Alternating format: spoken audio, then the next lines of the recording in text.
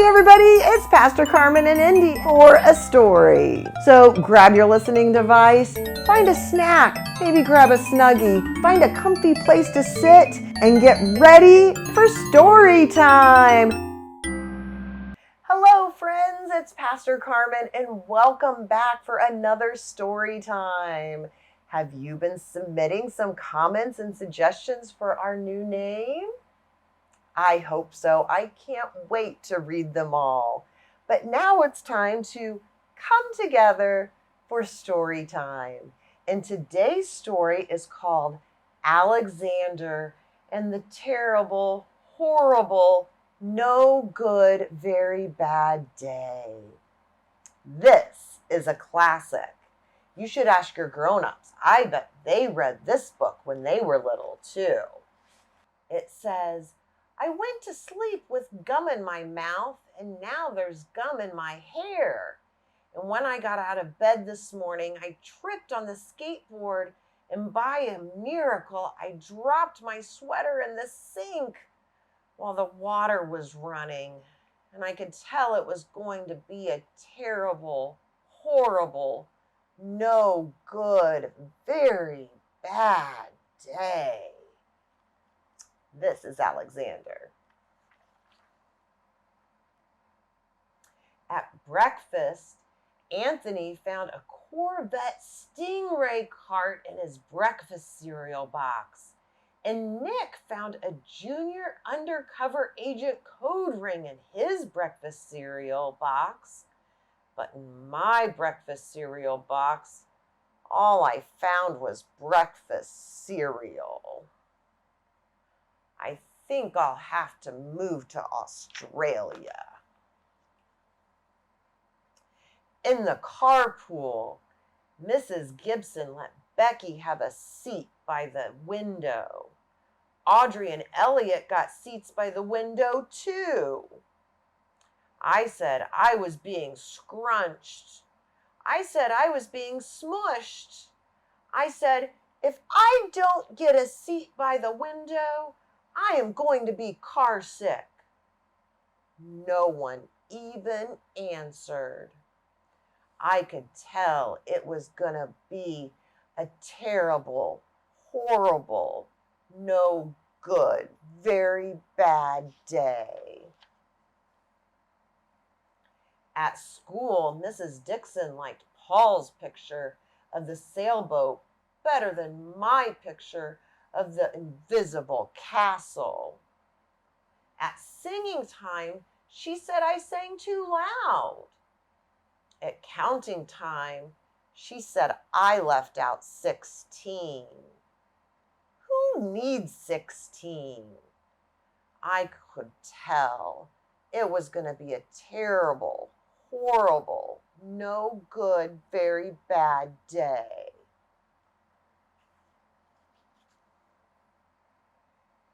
I could tell because Paul said I wasn't his best friend anymore. He said that Philip Parker was his best friend and that Albert Moyo was his next best friend and that I was only his third best friend. I hope you sit on a tack, I said to Paul. I hope the next time you get a double-decker strawberry ice cream cone that the ice cream part falls off the cone and lands in Australia. There were 2 cupcakes in Philip Parker's lunch bag, and Albert got a Hershey bar with almonds. And Paul's mother gave him a piece of jelly roll that had a little coconut sprinkle on the top. Guess whose mom forgot to put in dessert? It was a terrible, horrible, no good, very bad day. That's what it was, because after school, my mom took us to the dentist, and Mr. Fields found a cavity just in me. Come back next week and I'll fix it, said Mr. Fields. Next week, I said. I'm going to Australia. On the way downstairs, the elevator door closed on my foot. And while we were waiting for my mom to get to the car, Anthony made me fall where it was muddy. And then I started crying because of the mud. And Nick said I was a crybaby. And while I was punching Nick for saying crybaby, my mom came back. She came back with a car and scolded me for being muddy and for fighting. I am having a terrible, horrible, no good, bad day. I told everybody. No one even answered. So then we went to the shoe store to buy some sneakers. Anthony chose white ones with blue stripes. Nick chose red ones with white stripes. I chose blue ones with red stripes. But then the shoe man said, "We're all sold out." They made me buy plain old white shoes, but they can't make me wear them.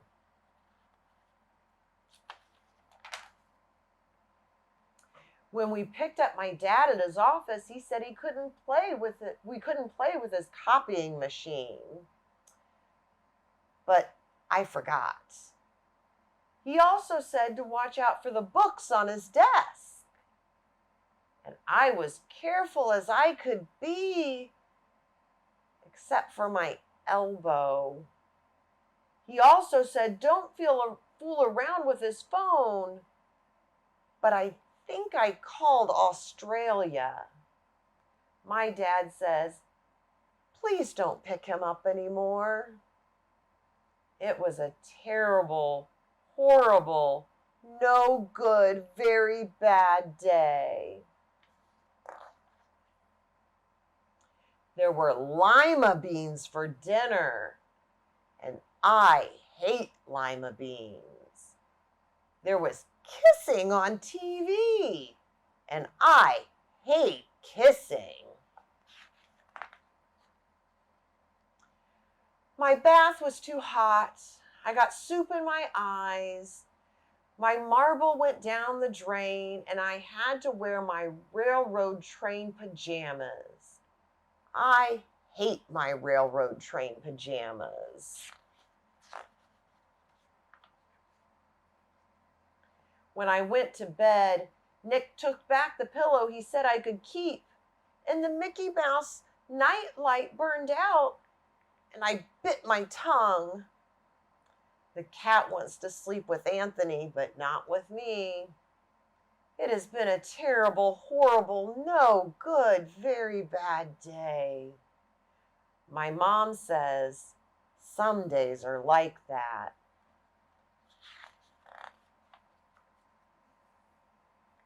Even in Australia.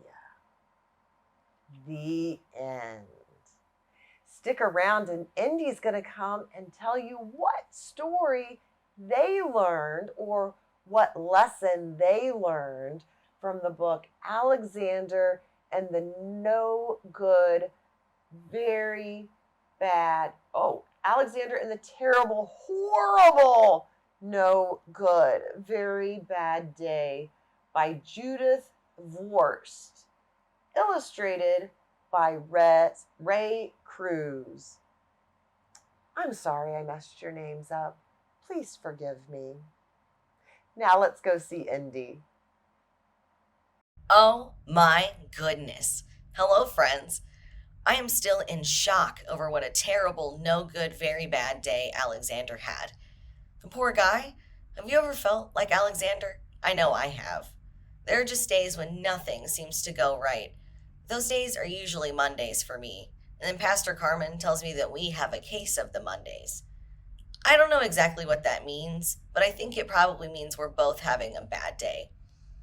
Everyone has bad days, even people in Australia, right? One of the great things about Jesus is that Jesus knew about having bad days too. Sometimes we think that Jesus was always happy and never had a bad day, but that's not true. Jesus did show us what we do when we have a terrible, horrible, no good, very bad day. Do you know what that is? He prayed. Jesus and God wanted us to tell them about all the fun times and the sad times, and especially the bad times. Jesus wants to comfort us and love us and let us know that we are never alone, no matter what. I love Jesus. I wonder what book we'll read next. See you later, alligator.